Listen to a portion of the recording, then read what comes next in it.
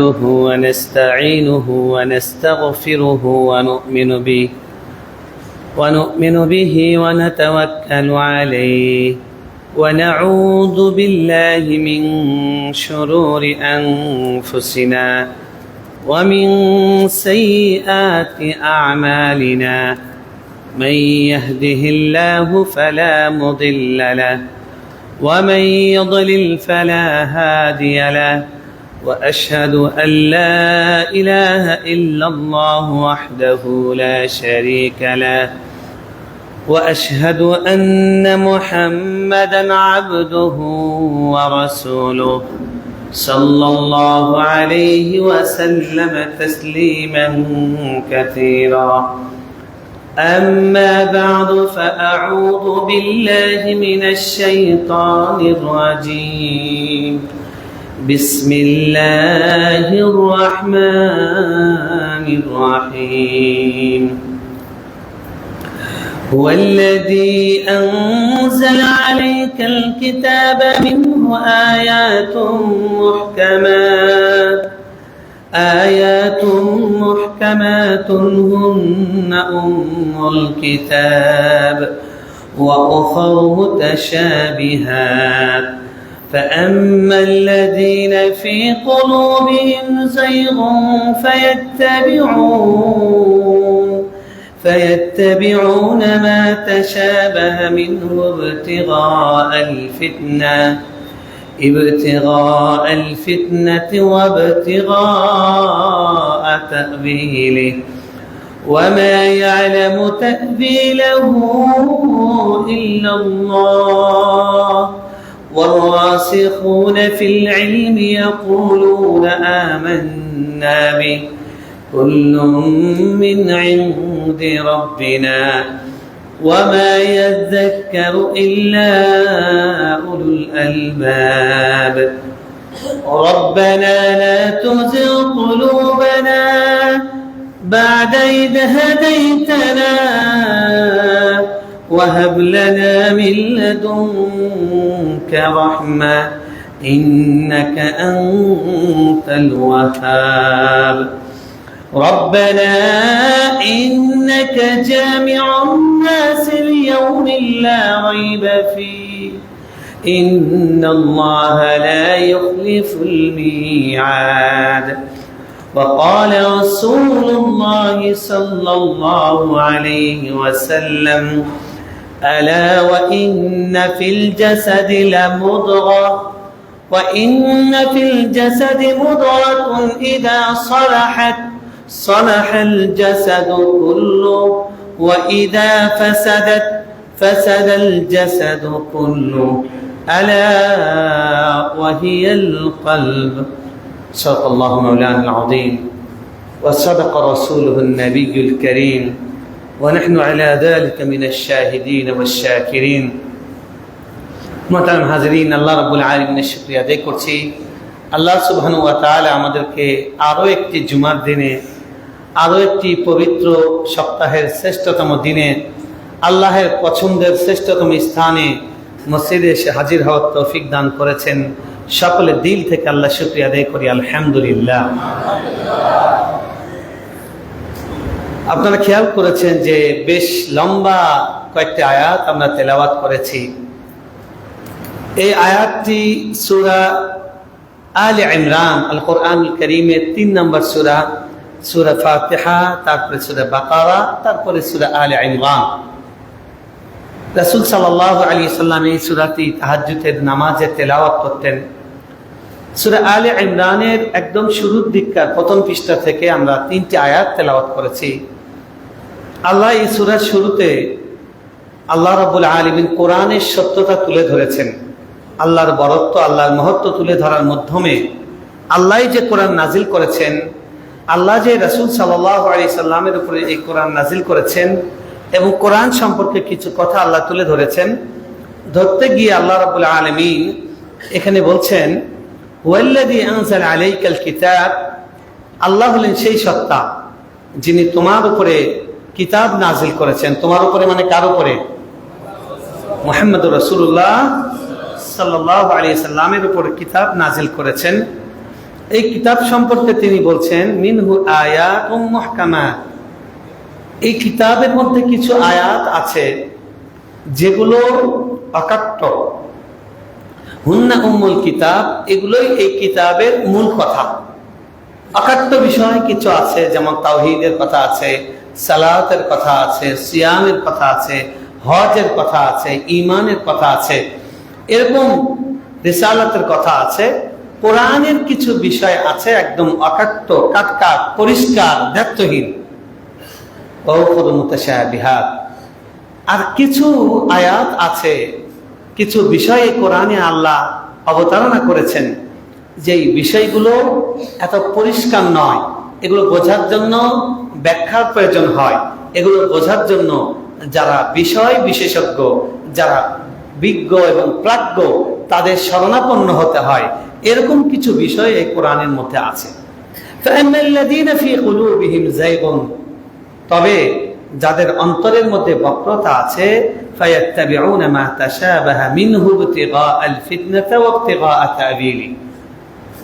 আল্লাহ কোরআনে স্পষ্ট করে আয়াত নাজিল করেছেন, বিধানাবলী স্পষ্ট করে দিয়েছেন।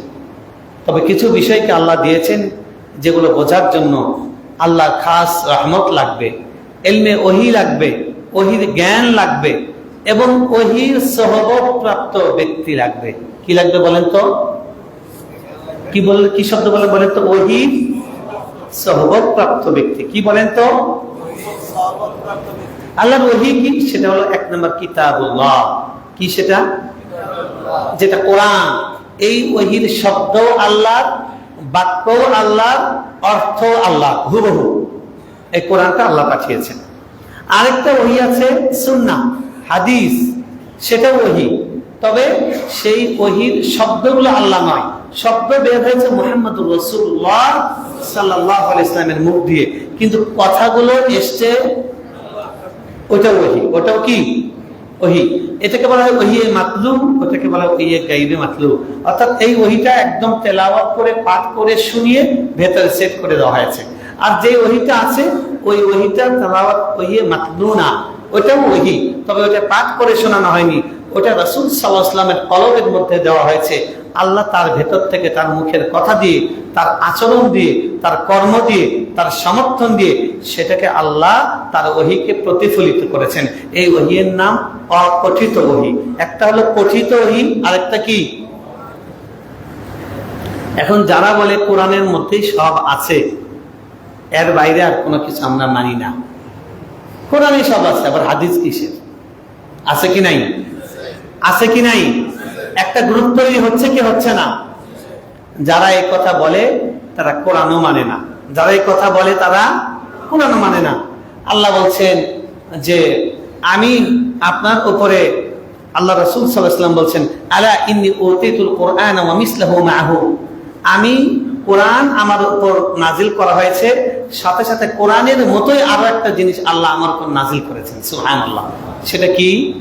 হাদিস। এই জন্য আমরা একসাথে বলি কোরআন এবং আমরা বলি আল কোরআনের আলো ঘরে ঘরে জ্বালো। আমরা বলবো আল কোরআন এবং হাদিসের আলো, আমাদের আলো দুটোই জ্বলতে হবে, কোরআনও লাগবে, কারণ কোরআন ছাড়া, হাদিস ছাড়া কোরআন বোঝা সম্ভব নয়। হ্যাঁ, বোঝা যাবে, অনেক বিষয় বোঝা যাবে, কিন্তু যেই বিষয়টা বোঝা যাবে না, ওই বিষয়টা কোথায় আসতে হবে? আপনি বলবেন যে হুজুর এটা আপনারা নিজেদের পক্ষে নেওয়ার জন্য, হুজুরদের কাছেই যেন আমরা যেতে হয়, আমরা নিজেরা কোরআন পড়ে ব্যাখ্যাতা হয়ে আপনাদের সাথে পোদ্দারি না করতে পারি, এই জন্য বানাইছেন। এটা শোনেন পরে আল্লাহ কি বলছেন, এই আয়াতটা খেয়াল করেন। فَأَمَّا الَّذِينَ فِي قُلُوبِهِمْ زَيْغٌ فَيَتَّبِعُونَ مَا تَشَابَهَ مِنْهُ ابْتِغَاءَ الْفِتْنَةِ وَابْتِغَاءَ تَأْوِيلِهِ, যারা ঈমানদার তারা কোরআনে যা আছে তা ক্লিয়ার মেনে নেয় ও মান্য করে। যেটা বোঝে না ওটার ব্যাপারে বলে আমরা বুঝি না, তবে আল্লাহ যা বলেছেন তা সত্য, আল্লাহ রাসূল যা বলেছেন তা সত্য। আল্লাহ রাসূল বলেছেন আল্লাহর পক্ষ থেকে ব্যাখ্যা হিসেবে, আর আল্লাহ রাসূল সাল্লাল্লাহু আলাইহি ওয়াসাল্লামের পক্ষ থেকে ব্যাখ্যা হিসেবে বলবেন কে? মিস্টার না মৌলভী? কে বলবেন? আলেমরা না ও আলেমরা? আলেমরা না ও আলেমরা? আলেমদের কথাও তারা মানবে, বলবে যে আল্লাহ যা বলেছেন সত্য বলেছেন, রাসূল যা বলেছেন সত্য বলেছেন, এবং আল্লাহ এবং আল্লাহ রাসূলের ব্যাখ্যা যেটা সঠিক, আলেমরা যেটা বলেছেন সেটা কি বলেছেন, সত্য বলেছেন। দেখেন, এটা হলো একটা দল, ইমানদারদের দল। আরেকটা দল আছে, তাদের অন্তরের মধ্যে বক্রতা আছে। আজকে আমরা আলোচনা করতে চাইছি অন্তরকে কিভাবে সুস্থ করা যায়, অন্তরকে কিভাবে বক্রতা মুক্ত করা যায়, অন্তরকে কিভাবে রোগ মুক্ত করা যায়।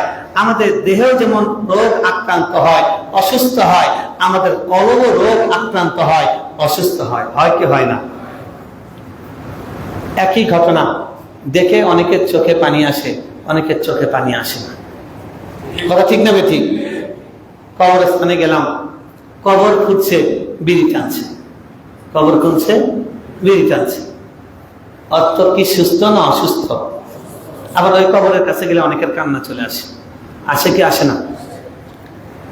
হসপিটালে আপনার রোগী মরে যাচ্ছে, আপনি পারলে এখন জান দিয়ে দেন, আপনি কান্নাকাটি শুরু করেছেন, কিন্তু ওই হসপিটালের ৪র্থ শ্রেণীর কর্মকর্তা কুলাঙ্গার, সে হুইল চেয়ার ছাড়ে না, কারণ হুইল চেয়ার নেওয়ার জন্য তাকে ৫০০ টাকা দিতে হবে, সেই টাকা এখনো পায়নি। এদিকে জান বের হয়ে যাচ্ছে, অন্তরের মধ্যে মোহর পড়ে গেছে, অন্তর অসুস্থ, তার মনের মধ্যে কোনো কষ্ট হচ্ছে না। কথা ঠিক না বেঠিক?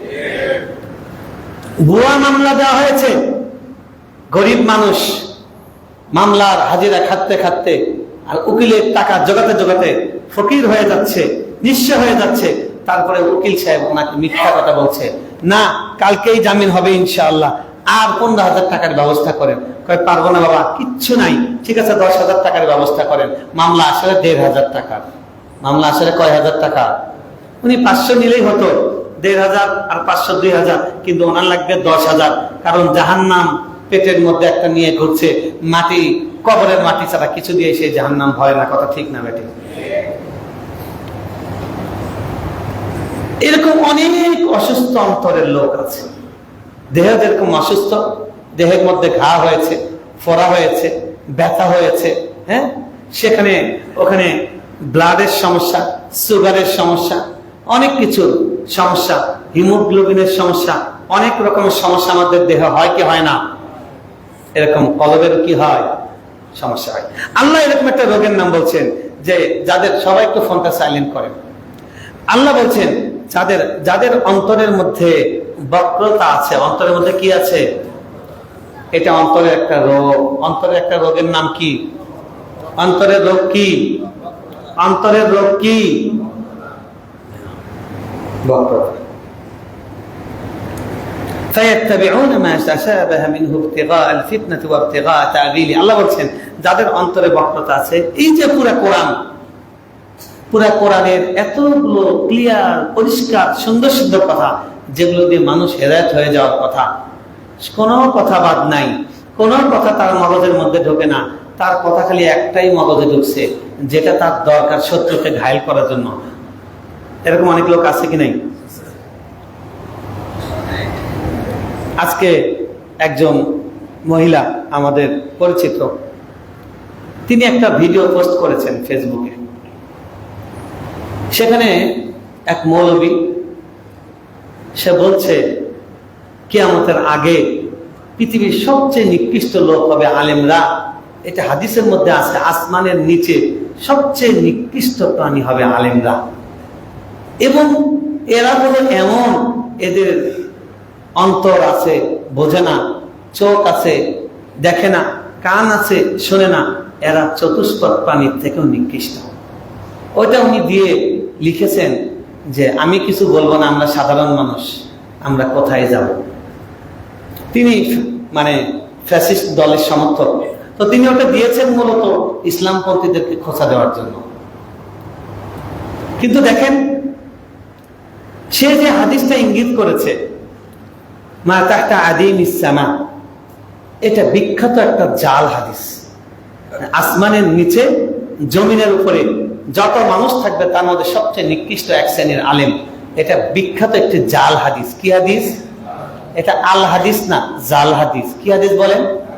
এটা আল হাদিস না, জাল হাদিস। এরপরে উনি যে আয়াতটা ইঙ্গিত করেছেন, এটা আল্লাহ কাফেরদের সম্পর্কে বলেছেন, যে কাফেররা তাদের চোখ আছে সেটা দিয়ে দেখে না, কান আছে সেটা শোনে না, এরা চতুষ্পদ প্রাণীর থেকেও নিকৃষ্ট। এটা আল্লাহ কাফেরদের সম্পর্কে বলেছে। আয়াতটা এনেছে কোন জায়গা থেকে, কোথায় লাগিয়ে দিয়েছে?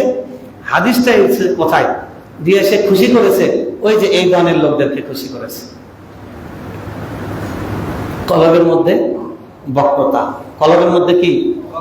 কলবের মধ্যে রোগ, কলবের মধ্যে। মাওলানা নুরুল ইসলাম অলিপুরি হাফিজাহুল্লাহ, তার একটা চমৎকার কথা শুনলাম সেদিন, তিনি বলছিলেন, খুব ভালো লেগেছে, আমি কোট করছি। অন্তরের রোগ হলে বিষয়টা কি হয়?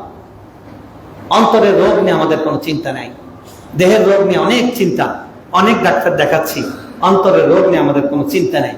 অন্তর যে রোগাক্রান্ত হয় সেটাই আমাদের চিন্তার বিষয়। উনি বলছেন যে একবার এক মাজারে যারা বাউল শিল্পী আছে, কি শিল্পী কোন, কি শিল্পী? বাউল শিল্পীদের পক্ষে যে সেই দিন খুব আওয়াজ তোলা হচ্ছে। ভালো করে বুঝে রাখেন, যারা হলো বাউল শিল্পী তারা হলো ফাউল শিল্পী। বাউল শিল্পী বলে কিছু নাই, কি শিল্পী আছে? বউ বাচ্চা রেখে মাজারে পড়ে থেকে গান গায় আর উনি সুরের সাধনা করে। এই সমস্ত ফাতরামির স্থান ইসলামে নাই। লা রুহবানিয়াতা ফিল ইসলাম, ইসলামে কোনো বৈরাগ্যবাদ নাই। সংসার করো, বউ সামলাও, বাচ্চা সামলাও, মা অসুস্থ হসপিটালে দৌড়াও, ছেলের জন্য যাওয়া লাগবে এবার ডাক্তারখানায়, কি বলে স্কুলে দৌড়াও, বউয়ের জন্য যাইতে হবে ফার্মেসিতে দৌড়াও। এত দৌড়াদৌড়ির মধ্যে দিয়ে আল্লাহর হক স্মরণ রাখো, তাহলেই তুমি শেষ নবীর সেরা উম্মত। সব বাদ দিয়ে মাজারে গিয়ে পড়ে থাকবেন আর আলা বিজিক্রিল্লাহি তাতমাইন্নুল কুলুব, জিকিরের মাধ্যমে অন্তর প্রশান্ত হয়। আপনার অন্তর তো অসুস্থ, এরপর শান্তি আর অশান্তি কি? কথা ঠিক না ভাই? ঠিক। তো এই ফাউল শিল্পীদের পক্ষে জানে অনেক কথা হচ্ছে। তো উনি বলছেন অলিপুরি সাহেব যে ওনাকে এক ফাউল শিল্পী ওরফে বাউল শিল্পী, সে বলছে যে হুজুর আপনারা আর আমরা একই কাজ করি। আপনারা হুজুররা মানুষকে কোরআন হাদিস দিয়ে মানুষের দিল নরম করেন, আমরা সঙ্গীতের মাধ্যমে, সুরের মাধ্যমে আমরা মানুষের দিল নরম করি। তো উনি বললেন না না, কথা তো ঠিক, চমৎকার কথা, ঠিকই বলেছেন। আসল ব্যাপার হলো দিল নরম করা। আসল ব্যাপার কি?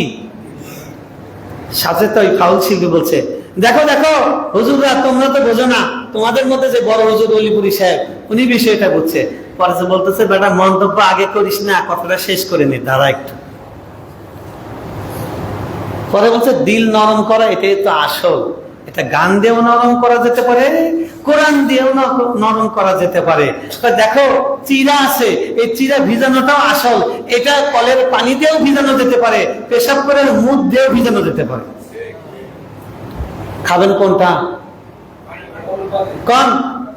পেশাব দিয়ে যদি চিরা নরম করা হয় কেউ খাবে? ওটা তো নরম হয়েছে, নরম করাই তো আসল, কারণ নরম হলে গেলা যায়। কথা ঠিক না ভাই? ঠিক। তাহলে উদ্দেশ্যটা শুধু ঠিক থাকলে হবে না, উদ্দেশ্য পর্যন্ত পৌঁছার যে রাস্তা সেটাও সঠিক হতে হবে। কথা ঠিক না ভাই? ঠিক।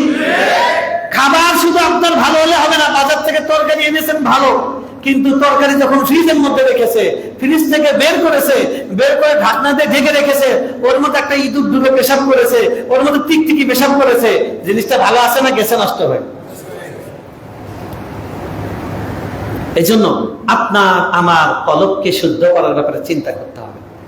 আমরা তো মনে করছি দেহ সুস্থ হলে হলো, বডি চেক আপ করা হয়। আমরা ভালো ভালো হসপিটালে দেখি, ওখানে বিজ্ঞাপন দেওয়া পুরা দেহ চেক আপ করা হবে মাত্র 5500 টাকা, 5000 টাকা, 4000 টাকা, পুরা বডি চেক আপ।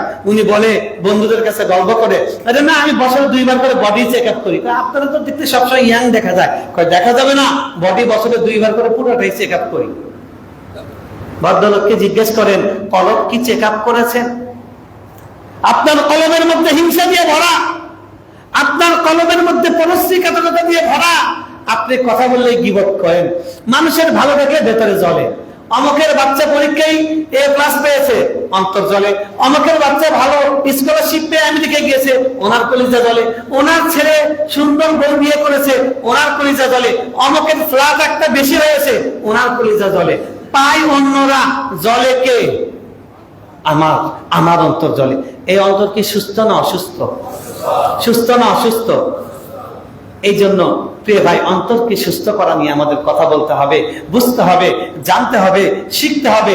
আমি যে আয়াতটা অবতারণা করেছি এটা একটু লম্বা প্লট। আল্লাহ এখানে এই কথাটা বলেছেন, সহজ করে বলি। আল্লাহ সূরা বাকারার শুরুতে, একদম শুরুতে প্রথম মুমিনদের কথা বলেছেন, তারপরে মুনাফিকদের কথা বলেছেন, তারপরে কাফেরদের কথা বলেছেন। ওখানে আল্লাহ গিয়ে বলেছেন ফি কুলুবিহিম মারাদুন ফাযাদাহুমুল্লাহু মারাদা। তাদের অন্তরে আছে রোগ। অন্তরে আছে কি? তাহলে কোরআন বলছে অন্তরেরও কি হয়? অন্তরেরও কি হয়?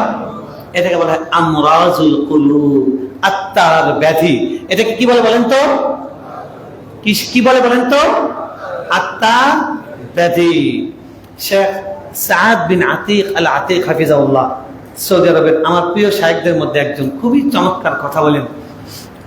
তো তিনি বলছিলেন পিএইচডি করেছে কোরআনের তাফসীরের উপরে, ফিকহের উপরে, হাদিসের উপরে, শায়েখ, আল্লামা, ডক্টর। কিন্তু তাকে জিজ্ঞেস করেন আপনার আত্তাহিয়াতু পড়ার সময় কান্না আসে কিনা? তিনি বলবেন 10 বছরের মধ্যে আত্তাহিয়াতু পড়তে গিয়ে কান্না আসেনি।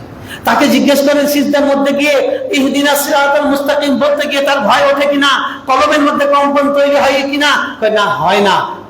উনি বলছেন ডিগ্রি দিয়ে রোগ সারানো যায় না, ডিগ্রি দিয়ে রোগ সারানো যায় না।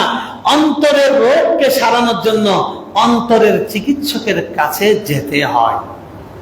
অন্তরের চিকিৎসকের কাছে যেতে হয়। প্রিয় ভাইয়ের আমার, আল্লাহ কোরআনের যে আয়াতটা আমি এখানে তুলে ধরছি সূরা আলে ইমরানের, এখানে আল্লাহ তাআলা বলছেন যে এক শ্রেণীর লোকের অন্তরের মধ্যে ব্যাধি আছে, তারা এই কোরআনের মধ্যে খালি বাঁকাগুলো খুঁজে ফেরে, সোজাগুলো তাদের মগজের মধ্যে, ঘিলুর মধ্যে ঢোকে না। কথা ঠিক না বেঠিক? কিছু লোক আছে আপনি যাই বলবেন উনি ওনার প্রসঙ্গ বাদ দিয়ে উনি আরেকজনের হাইকোর্ট দেখায়। আছে কি নাই? না, সবই করবো, কিন্তু এই যে আপনারা হুজুরা, যে আপনারা এতগুলো দল, তাহলে কি হবে? তাহলে কি হবে? আপনি সোজা চলেন, আপনি সোজা হয়ে চলেন। হুজুরদের হিসাবটা আল্লাহ করবে নাকি? বলছে যে হুজুরদের হিসাব নিব না। মাপ আছে কারো? কারো হিসাব মাপ আছে? আল্লাহ রাসূল সাল্লাল্লাহু আলাইহি ওয়াসাল্লাম বলেছেন আলা কুল্লুকুম রাঈন ওয়া কুল্লুকুম মাসউলুন আন রাইয়াতি। তোমরা প্রত্যেকেই দায়িত্বশীল, প্রত্যেকেই দায়িত্ব সম্পর্কে জিজ্ঞাসিত হবে। তারপরে তিনি একটা একটা করে দায়িত্বশীলের উদাহরণ দিতে গিয়েছেন। সেখানে গিয়ে উদাহরণ দিতে গিয়ে প্রথম বলেছেন আল ইমাম। প্রথমে কি বলেছেন? ইমাম। এখানে রাষ্ট্রের ইমাম, মসজিদের ইমাম, দুটাই। এমনকি বাড়ির ইমাম। বাড়ির ইমাম কে? আমরা প্রত্যেকেই। বাড়ির ইমাম কে? তাহলে আমরা সবার হিসাব দিবেন। সুতরাং আমরা এই সমস্ত ইসলামিক কথা বলে, ফাঁকিবাজি কথা বলে, কথা ঠিক না বেঠিক? নামাজ পড়ে না, বিড়ি খায়, মন চাই জিন্দেগি যাপন করেন, তাকে আপনি নামাজের দাওয়াত দিবেন? সে বলবে ভাই আপনি বলেন তো এটা হাদিসের মধ্যে আছে নাকি? হাদিসের মধ্যে বলে এটা আছে, এই হাদিস জয়ীফ কেন? এই হাদিস মওযু কেন? হাদিস আবার এরকম কেন? ওনারা জিজ্ঞেস করেন ফজর নামাজ পড়ছেন? পড়ি নাই।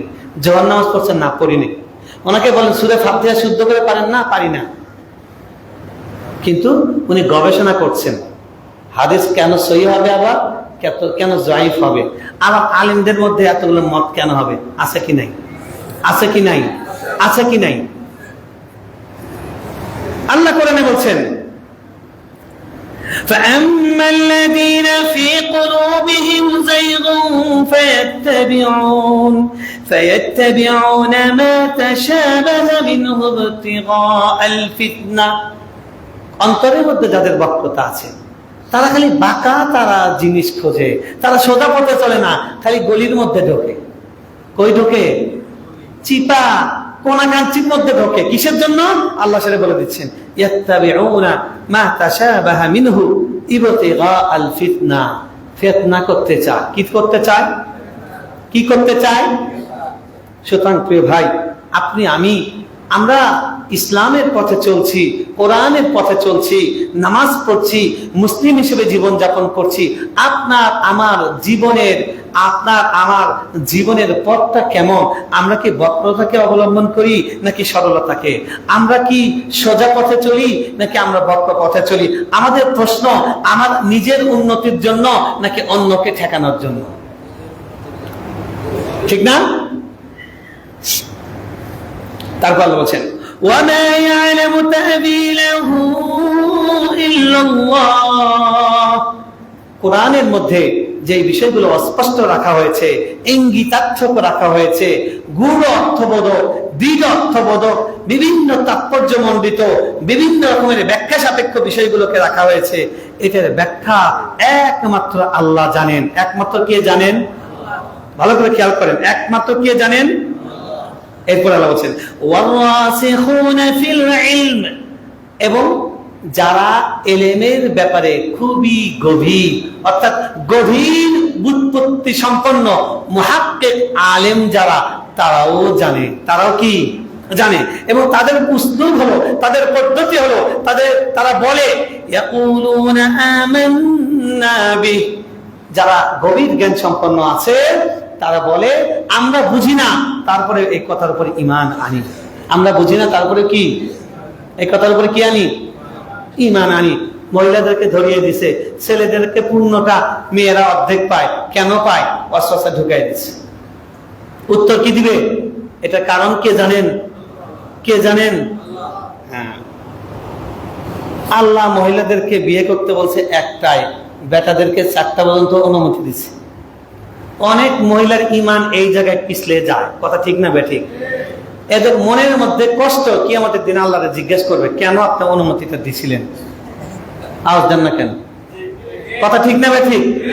মুখ দিয়ে বলে না, বললে তো ফতোয়া আসবে। আপনি কি কোরআনের বিধান মানতে চান না? এদের মনের মধ্যে প্রশ্ন, শয়তান খালি কিলকিল করে, কিলবিল করে। কথা ঠিক না বেঠিক? যারা সত্যিকার ঈমানদার তারা বলবে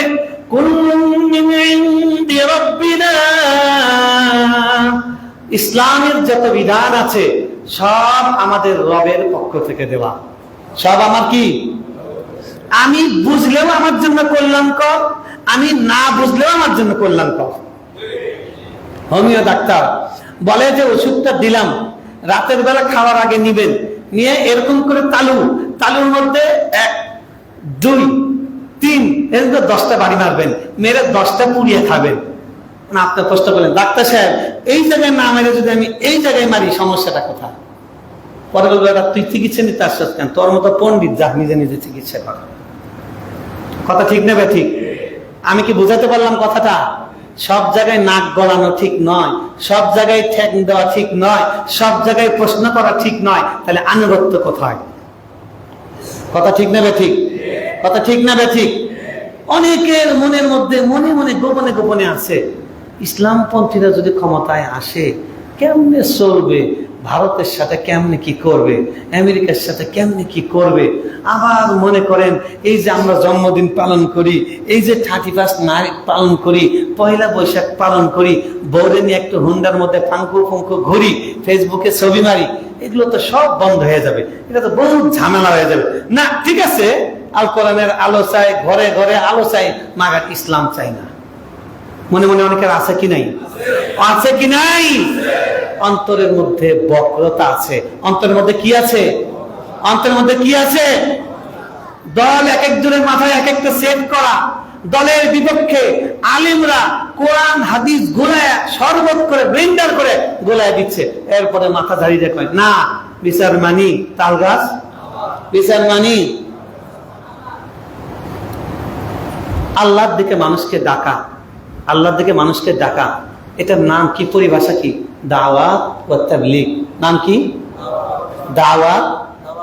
দাওয়াত, দাওয়াত কার? দাওয়াত কার? আর তাবলীগ মানে পৌঁছানো। তাবলীগ মানে কি? কার বার্তা পৌঁছানো? কার বার্তা পৌঁছানো? তাহলে একটা দলের আমির, ওনাকে যদি আমির না পাই, আমির নাই, এটা কি কসম ইসলাম? কিসের দাওয়াত? কিসের তাবলীগ? তাবলীগ কি আল্লাহর না মাওলানার? উত্তর দেন। বলেন, উত্তর দেন। তাবলীগ কি মাওলানা না আল্লাহ? তাবলীগ কি ছয় রসুলের না কোরআনের? তাবলীগ কি ছয় রসুলের না তাবলীগ হাদিসের? আপনারা গোলামি কেন করেন? কেন গোলামি করেন? কেন বোঝেন না? আল্লাহকে অন্তরে মোহর মেরে দিয়েছে, কেন বোঝেন না? দারুল উলুম দেওবন্দ থেকে ফতোয়া দেওয়া হচ্ছে 100টা উদ্ধৃতি দিয়ে যে একজন মাওলানা ইনি এই ভুল কথা বলেছেন, এরপরে মাথা ঝাড়ি দিয়ে 2 দিনের পোলাপান, পুচকে পোলাপান তার পক্ষ নিয়ে দলের নেতা হওয়ার জন্য, ঠান্ডাবাজি করার জন্য সে নিজেকে বলে না উনি ঠিক বলেছেন। সারা পৃথিবীর আলিমের কথা ঘিলুর মধ্যে ঢোকে না, ওই 3-4টা পুচকে পোলাপানের কথা শুনে আপনারা লাফান। অন্তরকে আল্লাহ মোহর মেরে দিয়েছে, কেন বোঝেন না? কোন আক্কেলে আপনি দাওয়াত করার জন্য আলাদা মার্কাজ করেন, তাবলীগ করার জন্য মসজিদে আবার আরেকটা গ্রুপ হয়ে বসেন। কিসের প্রচুর তাবলীগ করেন? কিসের প্রচুর তাবলীগ করেন?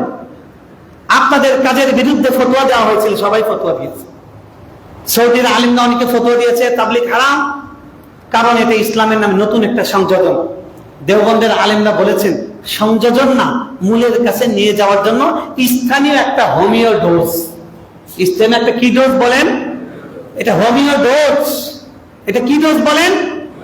আলেমরা পিঠ দিয়ে বাঁচানোর চেষ্টা করছেন, এদিক থেকে বোমা আসে, গুলি আসে, থাপ্পড় আসে, আলেমরা পিঠ দিয়ে বাঁচানোর চেষ্টা করছেন।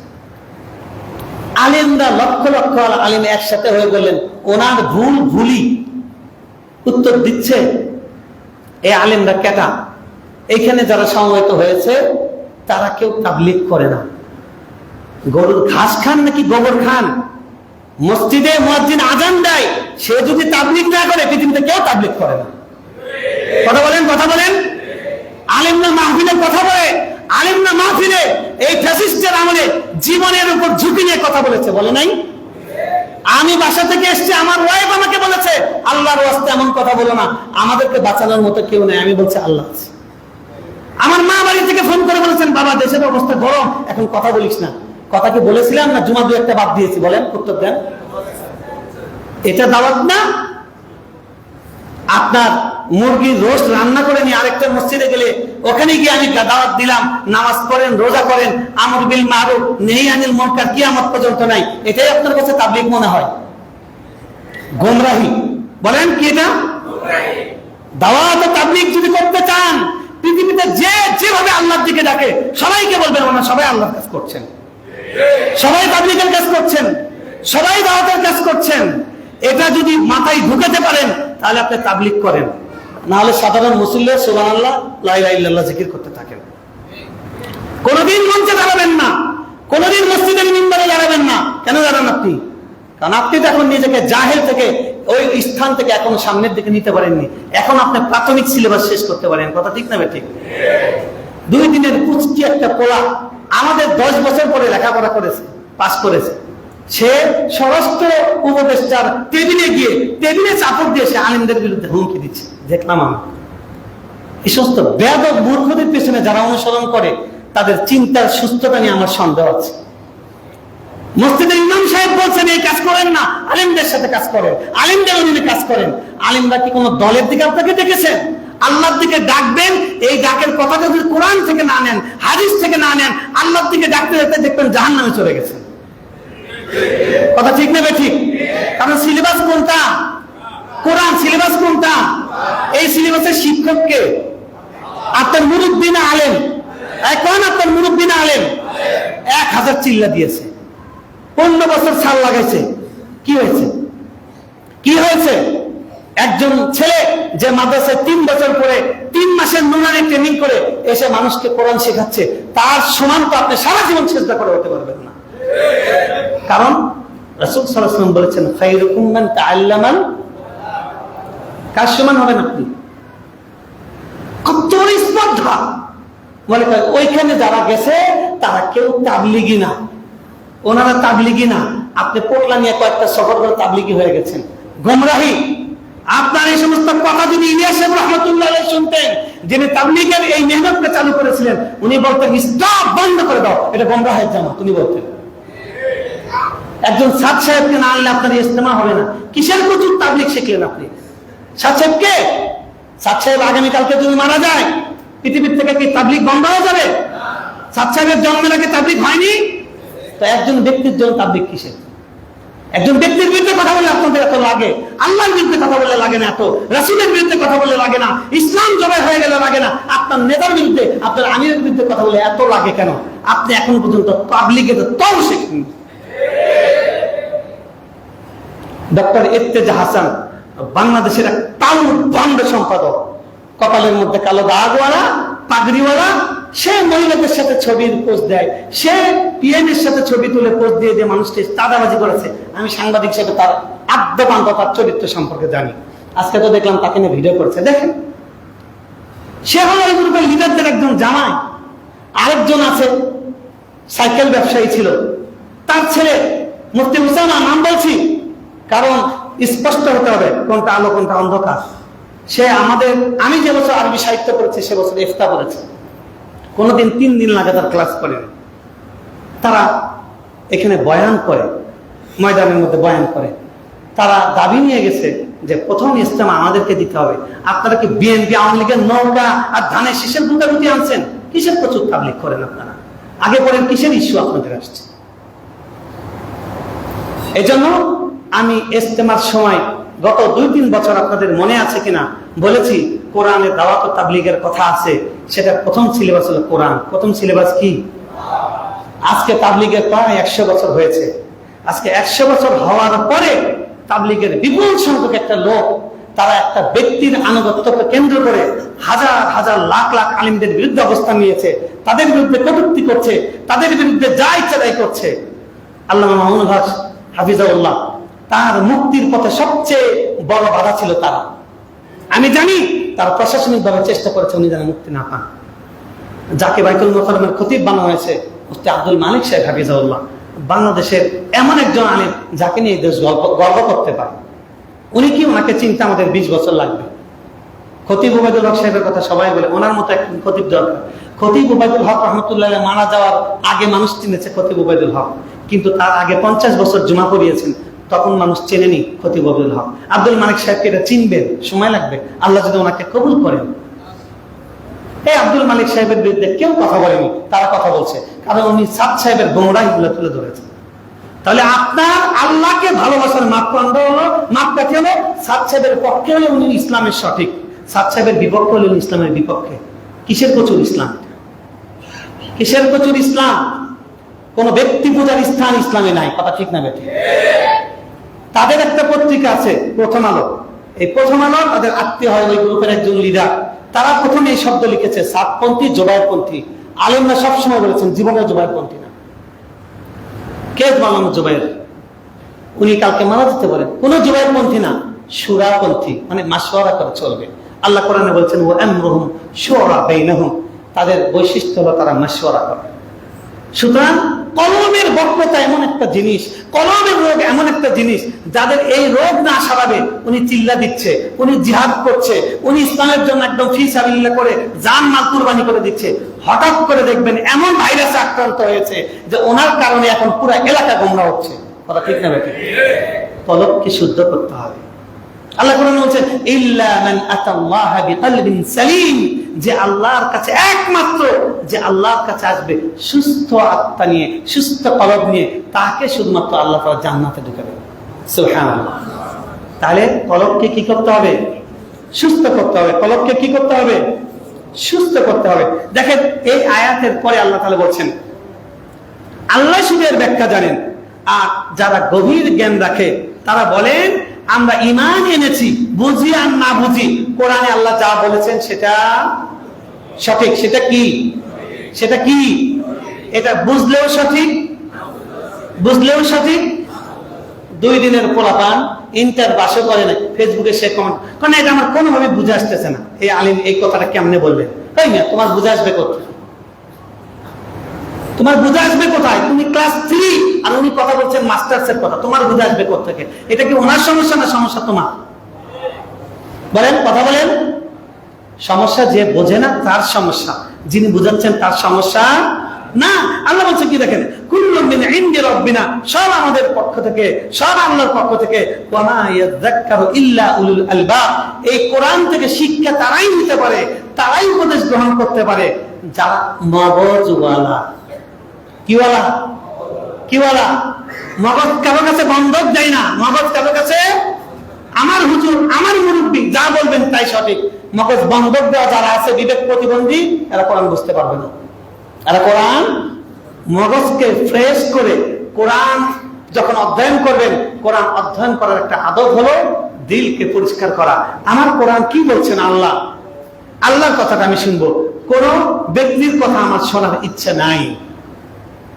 তারপর আল্লাহ বলছেন রব্বানা লা তুযিগ কুলুবানা বা'দা ইয হাদাইতানা ওয়া হাব লানা মিন লাদুনকা রাহমা। হে আমাদের রব, এই ব্যক্তিরা যারা সত্যিকার ইলম ধারণ করে হৃদয়ে, যারা কোরআন বোঝে, যাদের হৃদয়টা উন্মুক্ত, যাদের হৃদয়টা রোগ মুক্ত, তাদের কাজ হলো তারা সবসময় আল্লাহর কাছে এরকম দোয়া করে। কি দোয়া করে? আমার সাথে বলেন, রব্বানা লা তুযিগ কুলুবানা বা'দা ইয হাদাইতানা ওয়া হাব লানা মিন লাদুনকা রাহমা ইন্নাকা আনতাল ওয়াহ্হাব। সূরা আলে ইমরানের 8 নম্বর আয়াত সবাই মুখস্থ করবেন। পারবেন ইনশাআল্লাহ? এই দোয়াটা কার কার মুখস্থ আছে? হাত তোলেন। এই দোয়াটা কার কার মুখস্থ আছে? মাশাআল্লাহ, অনেকের আছে, অনেকের নাই। এই দোয়াটার অর্থ কি? তারা আল্লাহর কাছে তারা বলে, আল্লাহ যা দিয়েছেন সব মানি, সব বিশ্বাস করি, সব ঠিক, শুধু একটু বলেই ক্ষান্ত হয় না। এখন তো ঠিক মনে করছি আগামীকালকে কোন একটা বন্ধু, কোন একটা পণ্ডিত, কোন একটা ভাইরাস, কোন একটা গবেট, কোন একটা মুরতাদের সংস্পর্শে গিয়ে এমন অবস্থা তৈরি হতে পারে যে তার কথা শুনে মনে হবে না, এতদিন যা শুনছিলাম ভুলই শুনছিলাম, ঠিকই তো, আসলেই তো বিষয়টা প্রশ্নবিদ্ধ। আছে কি নাই? আছে কি নাই? মুফতি আব্দুল্লাহ আল মাসুদ, এক পথভ্রষ্ট গোমরা মুরতাদ একটা মৌলবী, আল্লাহর কাছে পানা চাই। সে একটা মসজিদে 13 বছর ইমামতি করেছে। সে লাইভে গিয়ে কোরআনের বিরুদ্ধে বক্তব্য দিচ্ছে। সে মুরতাদ হয়ে গেছে, নাউজুবিল্লাহ। সে একজন মুফতি, সে একজন কি? সে একজন কি বলেন? আপনি আমি কোথায় আছি? আপনি আমি কোথায় আছি? এই জন্য সব সময় আমার কলব যেন নষ্ট না হয়, আমার কলব যেন বক্র না হয়, এই জন্য আল্লাহর কাছে এই দোয়াটা করতে হবে। কি দোয়া বলেন? বলেন বলেন।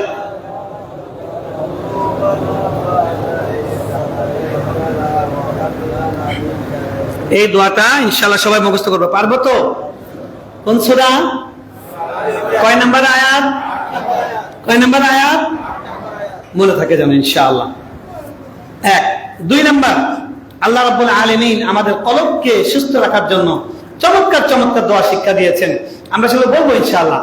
আনাস রাদিয়াল্লাহু তাআলা আনহু, তিনি রাসূল সাল্লাল্লাহু আলাইহি ওয়াসাল্লামের খুব কাছের সাহাবী ছিলেন। তিনি কি বেশি করতেন, কি কম করতেন, সবচেয়ে বেশি তিনি জানতেন সাহাবীদের মধ্যে।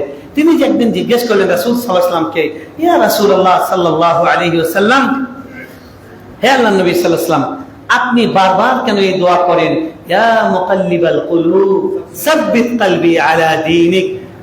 হে আল্লাহ, হে অন্তর পরিবর্তনকারী, আপনি আমার অন্তরকে আপনার দ্বীনের উপরে অবিচল রাখেন। সুবহানাল্লাহ। ইয়া রাসূলুল্লাহ, আপনি এই দোয়াটা এত বেশি কেন করেন? বারবার এই দোয়াটা কেন করেন? আপনি কি ইয়া রাসূলুল্লাহ সাল্লাল্লাহু আলাইহি ওয়াসাল্লাম, আপনি কি ভয় করেন যে আমরা ঈমান থেকে ঈমান হারা হয়ে যাব, আমরা বেঈমান হয়ে যাব, আমরা কাফের হয়ে যাব, এরকম ভয় কি আপনি করেন নাকি? আল্লাহ রাসূল সাল্লাল্লাহু আলাইহি সাল্লাম বললেন, উনি বলেন, হ্যাঁ, ইয়া রাসূলুল্লাহ আমান্না বিকা ওয়া বিমা জিতা বিহি। আনাস রাদিয়াল্লাহু তাআলা বলেন, ইয়া হে আল্লাহর রাসূল সাল্লাল্লাহু আলাইহি ওয়াসাল্লাম, আমরা আপনার উপর ঈমান এনেছি, আপনি যে বিষয় এনেছেন অর্থাৎ কোরআন হাদিস, এটার উপরে ঈমান এনেছি। ফাহাল তাখাফু আলাইনা, আপনি কি আমাদের ব্যাপারে আশঙ্কা করেন যে এরকম ভালো ঈমানদার হওয়ার পরেও ঈমান থেকে বিচ্যুত হয়ে যাব, অন্তর বক্র হয়ে যাবে, অন্তর অসুস্থ হয়ে যাবে, আপনি কি আমাদের ব্যাপারে এরকম ভয় করেন? কে জিজ্ঞেস করলেন? কে জিজ্ঞেস করলেন? কাকে? কাকে? রাসূল সাল্লাল্লাহু আলাইহি ওয়াসাল্লামকে। তিনি কি উত্তর দিয়েছেন শুনেন, নাম ইন্নাল কুলুবা বাইনা উসবুআইনি মিন আসাবি'আর রাহমান ইয়াকাল্লিবুহা কাইফা ইয়াশা। উনি রাসূল সাল্লাল্লাহু আলাইহি ওয়াসাল্লাম বলেন যে আমাদের মানুষের কলবগুলো এটা আল্লাহর আঙ্গুলগুলোর মধ্যে থেকে দুইটা আঙ্গুলের মধ্যে থাকে। আল্লাহ দুই আঙ্গুলের মধ্যে আমাদের কলব থাকে। এই কলবকে আল্লাহ তাআলা বারবার করে পরিবর্তন করেন যেদিকে আল্লাহর মনে চায়। তাই আমরা আজকে যে অবস্থায় আছি, এখন হুজুরের বয়ান শুনে ভালো লাগছে, এখন কোরআন তেলাওয়াত শুনে চোখে পানি আসছে, এখন মসজিদে এসে নামাজ পড়তে ভালো লাগছে, আগামীকালকে এমন একটা অবস্থা হতে পারে মসজিদে আসতে ভালো লাগে না, কোরআন তেলাওয়াত ভালো লাগে না, আলেমদের চেহারা দেখলে মনের মধ্যে কিলবিল কিলবিল শুরু হয়ে যায়। কথা ঠিক না ঠিক? এরকম যে হয়, এটা আল্লাহ এই ফিতনা দিয়ে চোখে আঙ্গুল দিয়ে দেখায় দিল। কথা ঠিক না ঠিক? আমাকে এত মহব্বত করত, পারলে কলিজাটা ছিঁড়ে সামনে এনে দেয়, এই আশপাশে আছে, আমি আবার শুনতে পাই, আমার উপরে খুব রাগ। কি জন্য? আমি তো ওনার জমি দখল করি নাই, ওনার বিরুদ্ধে কিছু বলি নাই, ওই যে হুজুরের বিরুদ্ধে বলছে। কার বিরুদ্ধে বলছে? বুঝতে পেরেছেন? তাহলে কলব কি পরিবর্তন হয় কি হয় না? হয় কি হয় না? এই জন্য আল্লাহ রাসূল সাল্লাল্লাহু আলাইহি ওয়াসাল্লাম বললেন, আঙ্গুল, আল্লাহর আঙ্গুলের মধ্যে কলম থাকে, যেদিকে চান আল্লাহ সেদিকে নিয়ে যান। তাই সব সময় ভয়ে থাকতে হবে, কলম যেন আমার বক্রপথে না যায়, বিপথে না যায়, গোমরাহির দিকে না যায়। এই জন্য বেশি বেশি আল্লাহর কাছে দোয়া করতে হবে, কলম যেন জায়গা মতো থাকে, ঠিক থাকে, সঠিক পথে থাকে। এই জন্য আল্লাহর কাছে বেশি বেশি দোয়া করতে হবে। সুবহানাল্লাহ। আরেকজন সাহাবী হাওশাব রাদিয়াল্লাহু তাআলা আনহু, তিনি আম্মাজান উম্মে সালামা রাদিয়াল্লাহু তাআলা আনহার কাছে গেলেন, গিয়ে বললেন, হে আম্মাজান, আপনি তো রাসূল সাল্লাল্লাহু আলাইহি ওয়াসাল্লাম, ওনার নাম হলো শাহর বিন হাওশাব রাদিয়াল্লাহু তাআলা আনহু, এটা সহিহ বুখারী এবং সহিহ মুসলিমের হাদিস, তিরমিজির হাদিস। শাহর বিন হাওশাব রাদিয়াল্লাহু তাআলা আনহু বলছেন যে আমি আম্মাজান উম্মে সালামা রাদিয়াল্লাহু তাআলা আনহার কাছে জিজ্ঞেস করলাম যে, ইয়া উম্মুল মুমিনিন, মা কানা আকসারু দুআই রাসূলিল্লাহ সাল্লাল্লাহু আলাইহি ওয়াসাল্লাম, হে আম্মাজান, আপনি তো রাসূল সাল্লাল্লাহু আলাইহি ওয়াসাল্লামের সাথে সংসার করেছেন, আপনি বলেন তো যে উনি সবচেয়ে বেশি কোন দোয়াটা করতেন? সুবহানাল্লাহ। চমৎকার প্রশ্ন না? চমৎকার প্রশ্ন না? যে দোয়াটা সবচেয়ে বেশি রাসূল সাল্লাল্লাহু আলাইহি ওয়াসাল্লাম বেশি বেশি করতেন, এটা কি আমাদের করা উচিত না করা উচিত না? এটা আমাদের জানা থাকা উচিত কি উচিত না? এটা আমাদের মুখস্থ থাকা উচিত কি উচিত না? আম্মাজান বললেন, তিনি সবচেয়ে বেশি যে দোয়া করতেন, ক্বালাত কানা আকসারু দুআইহি, তার অধিকাংশ সময় দোয়া এটা ছিল, ইয়া মুকাল্লিবাল কুলুব, হ্যাঁ বলেন, সাব্বিত কলবি আলা দীনিক, হে অন্তর পরিবর্তনকারী, হে আপনি আমার অন্তরকে আপনার দ্বীনের উপর অবিচল রাখেন। কথা ঠিক না ঠিক? অনেক মানুষ অভাব নেই, মুরতাদ হয়ে মারা যাচ্ছে, ঈমান হারা হয়ে মারা যাচ্ছে। ইসলামের পক্ষে বলিষ্ঠ কণ্ঠ ছিল, কিন্তু সেই লোক ইসলামের শত্রুদের শিবিরে নাম লিখিয়েছে, আছে কি নাই? মাদ্রাসায় পড়েছে, কোরআনের হাফেজ, কোরআন তো খেয়েছে, ইসলামটা খেয়ে ফেলেছে, নামাজ পড়ে না, আছে কি নাই? আছে কি নাই? কত মাওলানা সাহেব আছে, ঈমান বিক্রি করে হালাল হারাম বাঁচছে না, আছে কি নাই? এই জন্য সব সময় ভয়ে ভয়ে থাকতে হবে আল্লাহর কাছে। আল্লাহ রাসূল সাল্লাল্লাহু আলাইহি ওয়াসাল্লাম ভয় করতেন, আর উনি আল্লাহর কাছে দোয়া করতেন, যিনি হলেন আল্লাহর সবচেয়ে প্রিয়, যিনি পৃথিবীর নিষ্পাপদের মধ্যে সর্বশ্রেষ্ঠ, সুবহানাল্লাহ। তিনি যদি দোয়া করেন, হে অন্তর পরিবর্তনকারী, আমার অন্তরকে আপনার দ্বীনের উপর অবিচল রাখেন, তিনি যদি আশঙ্কা বোধ করেন, তাহলে আপনার আমার কোনো জায়গা আছে? অথচ এই দোয়াটুকু কত রমজান থেকে বলে আসছি, আমি যদি বলি এই দোয়াটা কজনের মুখস্থ আছে, কজন পড়েন এটা, তাহলে দেখা যাবে হাত অল্প কয়েকটা উঠেছে। কথা ঠিক না বেঠিক? কথা ঠিক না বেঠিক? এই জন্য রব্বানা লা তুযিগ কুলুবানা, এই আয়াতের সাথে সাথে এই দোয়াটাও মুখস্থ করবো। পারবো ইনশাআল্লাহ? পারবো? কি বলেন তো? ইয়া মুকাল্লিবাল কুলুব সাব্বিত কলবি আলা দীনিক। পারবো তো ইনশাআল্লাহ? 3 নাম্বার দুইটা দোয়া হলো এই কলবকে ঠিক রাখার জন্য, দুইটা দোয়া হলো। 3 নাম্বার দোয়া হলো ইহদিনাস সিরাতাল মুস্তাকিম, এটা সবাই জানে। আচ্ছা, এই দোয়াটার মধ্যে কি আছে যে আল্লাহ প্রত্যেক রাকাতে আমাদেরকে এই সূরা ফাতিহাটা ফিক্স করে দিলেন? কারণ আমাদের যত চাওয়া আছে পৃথিবীতে, সব চাওয়ার মধ্যে শ্রেষ্ঠ চাওয়া, আমাদের যত পাওয়া আছে পৃথিবীতে, সব পাওয়ার মধ্যে শ্রেষ্ঠ পাওয়া, সেটা হলো কি? হেদায়েত। সেটা হলো কি? সব চাওয়ার মধ্যে শ্রেষ্ঠ চাওয়া কি? আর সব পাওয়ার মধ্যে শ্রেষ্ঠ পাওয়া কি? এই জন্য আল্লাহ আমাদেরকে শিখিয়েছেন প্রত্যেকটা রাকাতে আল্লাহর কাছে দোয়া করব, ইহদিনাস সিরাতাল।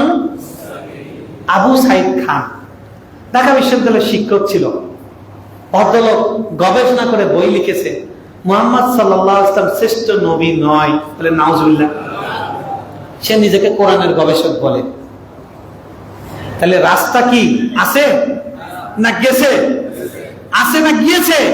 রাস্তা তো গর্তের মধ্যে, জাহান্নামের গর্তের মধ্যে নিয়ে যাচ্ছে, কথা ঠিক না বেঠিক? সুতরাং আমরা যেন কেউ কখনো কাউকে নিজেকে নিরাপদ না মনে করি, নিজের ঈমান নিয়ে, নিজের নামাজ নিয়ে, নিজের ইবাদত নিয়ে যখনই নিজের মনের মধ্যে সন্তুষ্টি আসবে, আত্মতুষ্টি আসবে, আত্মতৃপ্তি আসবে, সাথে সাথে সাহাবীদের কথা স্মরণ করবো। মনে থাকবে তো ইনশাআল্লাহ? সাহাবীদের কথা স্মরণ করব, তাহলে আমাদের ঈমানটাকে, আমাদের আমলটাকে খুব ছোট মনে হবে। আর যারা ঈমানে আমাদের থেকে দুর্বল, তাদের মতো তাদের দিকে তাকাবো না, তাহলে আমার ঈমানকে বেশি কি মনে হবে? বড় মনে হবে। রাসূল সাল্লাল্লাহু আলাইহি ওয়াসাল্লাম বলছেন হাদিসের মধ্যে স্পষ্ট করে, তোমরা জেনে রাখো তোমাদের শরীরের মধ্যে একটি মাংসের টুকরা আছে। কি আছে? কি আছে বলেন? একটা গোশতের টুকরা আছে। ওই গোশতের টুকরা যদি সুস্থ থাকে, পুরা দেহ সুস্থ থাকে। সুবহানাল্লাহ। ওই গোশতের টুকরা খালি যদি অসুস্থ হয়ে যায়, তাহলে পুরা দেহ অসুস্থ হয়ে যায়। নাউজুবিল্লাহ। কি সেই টুকরাটা? রাসূল সাল্লাল্লাহু আলাইহি ওয়াসাল্লাম বলছেন, আলা ওয়াহিয়াল কলব। সেটা হলো কি? সেটা হলো কি? কলব শব্দের, কলব আরবিতে কলব মানে হলো পরিবর্তন। কলবুল মাকান, স্থান পরিবর্তন। তো কলবুল শব্দের অর্থই হলো পরিবর্তন। আমাদের শরীরের মধ্যে সবচেয়ে বেশি রং বদলায় যে জিনিস, সেটা হলো কলব। এখন জুমার নামাজ পড়ছেন, কোরআনের কথা শুনছেন একরকম, আসর নামাজ পড়তে যাওয়ার সময় নিজের কলবের দিকে তাকায় দেখবেন একরকম। আবার দুনিয়াদারি করে যখন রাতে শুইতে যাচ্ছেন, তখন দেখবেন কলব একরকম। বোঝা যায় কি যায় না? বোঝা যায় কি যায় না? রমজান মাস আসলে কলবটা একটু উন্নত হয় বলে বোঝা যায়? বোঝা যায়? এটা হলো কলব। আল কলবু সুমিয়াল কলবু কলবান ফাইন্নাহু ইয়াতাকাল্লাব। কলবকে এই জন্য কলব নাম দেওয়া হয়েছে, কারণ কলবটা বারবার পরিবর্তন হয়। কলবটা বারবার, তাই সবসময় ভয় থাকতে হবে, হায় হায় আমার ঈমান, আমার আমল, আমার আখলাক, আমার ইবাদত, আমাদের দান সদকা, আমাদের হজ উমরা কোনোটাই যেন আমাদেরকে ধোঁকায় না ফেলে, যে না হয়ে গেছে, না আমি ভালো আছি, না আমি সন্তোষজনক অবস্থায় আছি। কোন সময় যেন আমরা ধোঁকায় না পড়ি, এবং সব সময় আশঙ্কায় থাকতে হবে, সব সময় ভয় করতে হবে, সব সময় আল্লাহর কাছে কাঁদতে হবে, আল্লাহ আমাদের ঈমান যেন কি থাকে? ঈমান যেন ঠিক থাকে, কলব যেন অবিচল থাকে। কলব যেন কি থাকে? অবিচল থাকে। আজকে কলব যদি অবিচল থাকে, আপনি কোনো কিছুতে ভয় পাবেন না। কোনো কিছুতে ট্রাম্প আসুক আর কমলা হ্যারিস আসুক, আপনার ভয় পাওয়ার কিছু নাই। আরবরা খুব সুন্দর করে লিখেছে, ওদের বাক্যটা এরকম যে ফাজা আবু লাহাবিন ওয়া খাসিরাত হাম্মালাতুল লাহাবিন। বলছে যে আবু লাহাব বিজয়ী হয়েছে, আর হাম্মালাতুল হাতাব ওয়ামরাতুহু হাম্মালাতুল হাতাব ওয়ামরাতুহু হাম্মালাতুল হাতাব। চেনেন তো কে এটা? আবু লাহাব। হাম্মালাতুল হাতাবটা কে? হ্যাঁ, আরে লাহাবের বউ ছিল না? আবু লাহাবের বউ ছিল। তো বলতেছে আবু লাহাব জিতেছে, আবু লাহাবের বউ হেরেছে। সুতরাং আবু লাহাব ক্ষমতায় আসলো না, তার বউ ক্ষমতায় আসলো, এতে আমাদের কোনো কি? নিজে ঠিক হন, নিজে কি হন? কলবটাকে ঠিক করেন। আফগানিস্তানের মতো ওরা 4 পয়সার দাম দেয় না। বাইডেন আসলো নাকি ট্রাম্প আসলো নাকি কমলা হ্যারিস আসলো, এতে কোনো যায়? তোরা চাস না কিছু কারোর কাছে খোদার মদদ ছাড়া, তোরা পরের উপর ভরসা ছেড়ে নিজের নিজের পায়ে দাঁড়াতে হবে। ওরে বাবা, ভারতীয় পত্রিকা বলছে ডক্টর ইউনূস পালিয়ে গেল, খুঁজে পাওয়া যাচ্ছে না। আরে গবরখোর, তোরা তো ওই পরের উপর ভরসা করে আছিস, চিন্তা করতে থাক। কথা ঠিক না বেঠিক? আমাদের ভরসা কার উপরে? আমাদের ভরসা কার উপরে? এক দাগে বলে দিই, কলবের অসুখ যদি হয়, কলবের অসুস্থতা যদি হয়, এটা ভয়াবহ, সবচেয়ে রিস্কি রোগ। এজন্য আমাদেরকে ভয় থাকতে হবে আল্লাহর কাছে, এই রোগের মধ্যে যেন না পড়ি, এটার জন্য অগ্রিম দোয়া করতে হবে। রোগ থেকে প্রতিরক্ষার 2টা উপায় আছে। একটা হলো রোগ যেন না হয় সেই কাজগুলো করা, রোগ হতে পারে এই কাজগুলো না করা। ঠিক না? তাহলে আমাদের কলব দূষিত হয়, এই কাজগুলো আমরা করব না, হিংসা করব না, বিদ্বেষ রাখবো না, চগলখড়ি করব না, ঠিক আছে না ইনশাআল্লাহ? আত্মতুষ্টি, অহংকার, আত্মতৃপ্তি এগুলোর মধ্যে ভুগবো না। সাথে সাথে যখন রোগ হবে, রোগ সারানোর জন্য কিছু ওষুধ আছে, সেই ওষুধগুলো বলে শেষ করে দিচ্ছি। 1 নম্বর ওষুধ হলো দোয়া। 1 নম্বর ওষুধ কি? 1 নম্বর ওষুধ কি? আমরা কয়েকটা দোয়া বলেছি, ইয়া মুকাল্লিবাল কুলুব রব্বানা লা তুযিগ কুলুবানা ইহদিনাস সিরাতাল মুস্তাকিম, ঠিক না? আরো একটা দোয়া আছে, তাওয়াফফানি মুসলিমান ওয়া আলহিকনি বিস সালিহিন। ইউসুফ আলাইহিস সালাম সূরা ইউসুফের একদম শেষে গিয়ে পাবেন, উনি বলেছেন, আল্লাহর কাছে দোয়া করেছেন, ফাতিরাস সামাওয়াতি ওয়াল আরদ আনতা ওয়ালিয়্যি ফিদ দুনিয়া ওয়াল আখিরাহ তাওয়াফফানি মুসলিমান ওয়া আলহিকনি বিস সালিহিন। আল্লাহ, আপনি সবকিছু সৃষ্টি করেছেন, আপনি সবকিছুর মালিক, সমস্ত প্রশংসা আপনার। আল্লাহ, আপনি আমাকে শেষ পর্যন্ত মৃত্যু দিয়েন কি হিসাবে? কি হিসাবে? কোন নেতার সৈনিক হিসাবে? কোন একটু আওয়াজ দেন, কোন নেতার সৈনিক হিসাবে মরবেন? আওয়াজ দেন, তো স্লোগান দেন দেখি তো। হ্যাঁ, কোন নেতার সৈনিক হিসাবে মরলে বাঁচতে পারবেন? হ্যাঁ, বোঝেন, স্লোগান ভালো করে দিয়েন, তাওয়াফফানি মুসলিমান ওয়া আলহিকনি বিস সালিহিন। এই দোয়াটা আমরা পড়তে পারি। আর একটা দোয়া রাসূল সাল্লাল্লাহু আলাইহি ওয়াসাল্লাম পড়তেন, আল্লাহুম্মা ইজআল في سمعي نورا وفي بصري نورا وفي عيني نورا وفي سمعي نورا وعن يميني نورا وعن شمالي نورا ومن أمامي نورا ومن خلفي نورا ومن فوقي نورا ومن تحتي نورا وفي قلبي نورا واجعلني نورا। বাংলা অর্থ যদি পড়েন দোয়ার মধ্যে, তাও হবে, আল্লাহ আপনি আমার কানের মধ্যে নূর দেন, আল্লাহ আমার চোখের মধ্যে নূর দেন, আমার জীবনের মধ্যে নূর দেন, আমার ডানে নূর দেন, আমার বামে নূর দেন, আমার সামনে নূর দেন, আমার আমার আমার আমার কলবের মধ্যে নূর দেন, আমার আমার কলবের মধ্যে নূর দেন। আল্লাহ আপনি আমাকে নূর বানান। এই দোয়া আমি করবো। তাহলে 1 নম্বর হলো দোয়া, কলবকে সুস্থ রাখার জন্য, সুস্থ করার জন্য 1 নম্বর আমল কি? দোয়া। 2 নম্বর জিকির বেশি বেশি করা। কি করা?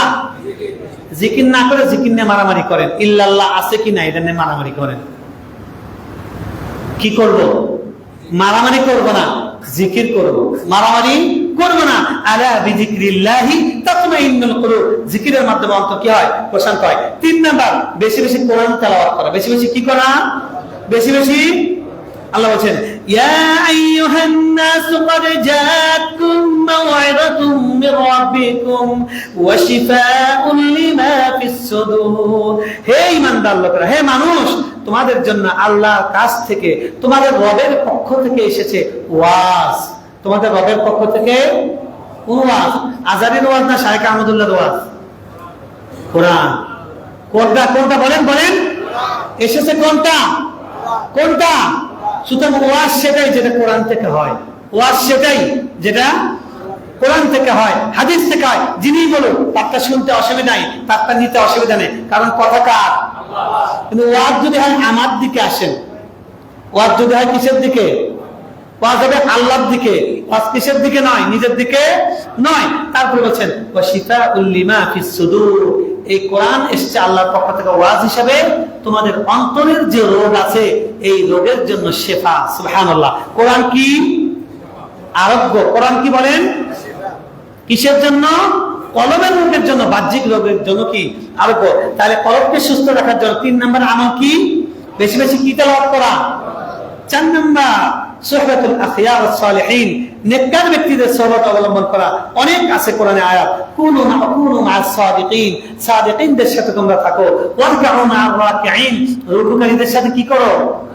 রুকুকারীদের সাথে রুকু করো। ওয়াসবিন নাফসাকা মা'আল্লাযীনা ইয়াদউনা রাব্বাহুম, তুমি তোমার রবকে, তুমি নিজেকে ওই লোকদের সাথে বেঁধে রাখো, নিবদ্ধ রাখো, যেই লোকেরা তার রবের জিকির করে, যেই লোকেরা তার রবকে বেশি বেশি ডাকে। অর্থাৎ ঈমানওয়ালা। আপনার বেস্ট ফ্রেন্ড কে হবে? ঈমানওয়ালা না ঈমান হারা? ঈমানওয়ালা না ঈমান হারা? যাদের পীড়িত ঈমান হারাদের সাথে, তাদের হাসর ঈমান হারাদের সাথে। তারা যদি 3 লক্ষ মসজিদ প্রতিষ্ঠা করে, তারপরেও তাদের হাসর হামানের সাথে, ফেরাউনের সাথে। কথা ঠিক না বেঠিক? এটা বাংলাদেশের নতুন এক ভণ্ডামি, গত 20 বছর প্রতিষ্ঠিত হয়েছে। সব কাজ শয়তানি, শয়তানদের সাথে ওঠা বসা, শয়তানদের সাথে মহাব্বত, 2-4টা মসজিদ করে, মাদ্রাসাটা 2-4টা দান করে উনি একদম সার্টিফিকেট নিয়ে ঘুরতেছে। কথা ঠিক না ঠিক? আপনার থেকে বেশি মসজিদের মোতাওয়াল্লি ছিল আবু তালেব। কথা ঠিক না ঠিক? এই সমস্ত দিয়ে কোনো কাজে আসবে না। ঈমান লাগবে, ঈমান নিয়ে কবরে যেতে হবে। তাহলে 4 নাম্বার কাজ, অন্তরকে সুস্থ রাখার জন্য নেককার লোকদের সাথে থাকতে হবে। কাদের সাথে? ওয়ালা তুতি মান আগাফালনা কলবাহু ওয়াত্তাবা হাওয়াহু। আমি খবরদার, তাদেরকে অনুসরণ করবে না, তাদেরকে তুমি ফলো করবে না, তাদেরকে বেস্ট ফ্রেন্ড বানাবে না, তাদেরকে আইডল বানাবে না, যাদের অন্তরকে আমার জিকির থেকে আমি দূরে সরিয়ে দিয়েছি, যারা ভুলেও মসজিদে পা দেয় না, ভুলেও কিবলামুখী হয় না। কথা ঠিক না বেঠিক? কথা ঠিক না বেঠিক? এদেরকে কখনো অনুসরণ করা যাবে না। ওয়াত্তাবা হাওয়াহু, এবং যারা তার আনুগত্য করে, কার? প্রবৃত্তি, কিসের? নিজের নফসের অনুসরণ করে, আল্লাহ এবং আল্লাহ রাসূলের অনুসরণ করে না। এই লোকদেরকে তোমাদের বন্ধু বানিও না, এদেরকে অনুসরণ করো না। অনুসরণ করতে হবে কাদেরকে? যারা আল্লাহ এবং আল্লাহ রাসূলের অনুসরণ করে। বলেন, অনুসরণ কাকে করতে হবে? আল্লাহ এবং আল্লাহ রাসূলের যারা অনুসরণ করে তাদেরকে কি করতে হবে? অনুসরণ করতে হবে। তাহলে আমরা অন্তরকে সুস্থ রাখার গুরুত্ব বুঝলাম, অন্তরের রোগ কত ভয়াবহ সেটা বুঝলাম, অন্তর বারবার পরিবর্তন হয়, এটা রিস্কি এটা বুঝলাম। বাঁচার জন্য 4টা কাজ। 1 নাম্বার দোয়া, 2 নাম্বার জিকির, 2 নাম্বার, 3 নাম্বার তেলাওয়াত, 3 নাম্বার, 4 নাম্বার হলো নেককারদের সঙ্গ, নেককারদের সঙ্গ। আল্লাহ রাব্বুল আলামিন আপনাকে, আমাকে, আমাদের সকলকে কলবে সালিমের মালিক হওয়ার তৌফিক দান করেন। কলবে সালিম নিয়ে ঈমানের অবস্থায় মৃত্যু হয়ে আল্লাহ সুবহানাহু ওয়া তাআলার কাছে হাসতে হাসতে হাজির হওয়ার তৌফিক দান করেন। ওয়া আখিরু দাওয়ানা